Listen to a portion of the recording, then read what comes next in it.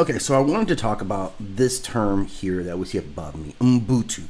This is following up on last week, if you follow the channel, me having some pretty extensive conversations about what humanity is. And this really sums it up, this concept here. And I'm sure you can read this, but it says, this really speaks to our shared humanity. The idea of Ubuntu can be summed up or summarized as, I am because we are. A person is a person through other people. This is an idea that is deeply rooted in cultural expressions. It is bound by our interconnectedness to each other, that everyone's actions impact the whole, how we are tied together. This is about community over individualism. Instead of me first, Ubuntu prioritizes the group's well-being. It is compassion and generosity, that helping others is not charity. It's a responsibility and a reflection of shared humanity.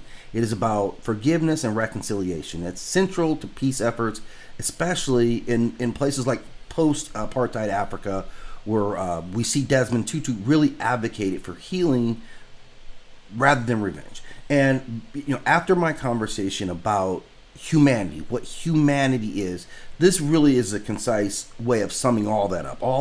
Everything I talked about with evolutionary traits and all that were summed up by this concept. We are human because we behave like humans. Our humanity is subject to our behaviors as well. It is rooted in us to behave in these ways.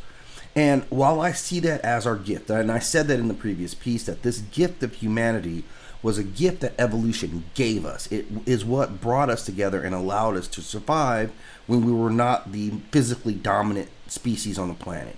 But the way I'm seeing it, and we talk about things like colonization, that same concept, Ubuntu, became our curse, because the same thing that told us to stick together, to forgive, to help each other, is the same thing that says, let's allow Dylan Roof to come into your church, right? It's the same instinct that when we see foreigners coming by ship, our instincts aren't to try to shoot those ships out of the water. Our instincts are to be friendly, to be curious, to talk to them, invite them in, because they're humans.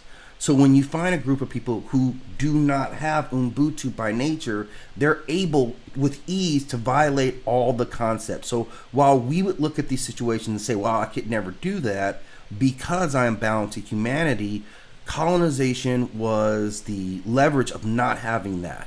It's a great tool. It's almost like you have no rules on your behavior because you lack this connection. Now, I believe that there's a cost to be paid for that, for your lack of Ubuntu.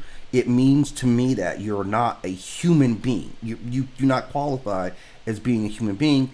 And when I hear information about, your pineal gland or a non-functioning pineal gland, this really triggers conversations that a follow-up on, are they really human? If you lack Ubuntu, you are probably not a human.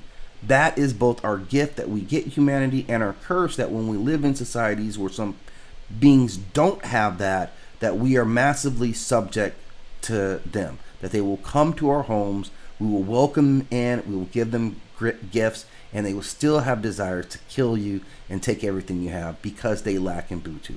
Ubuntu tells you, let them into your church, let's have fellowship with them, but their lack of Ubuntu means I can come into your church armed with a gun and kill everybody here.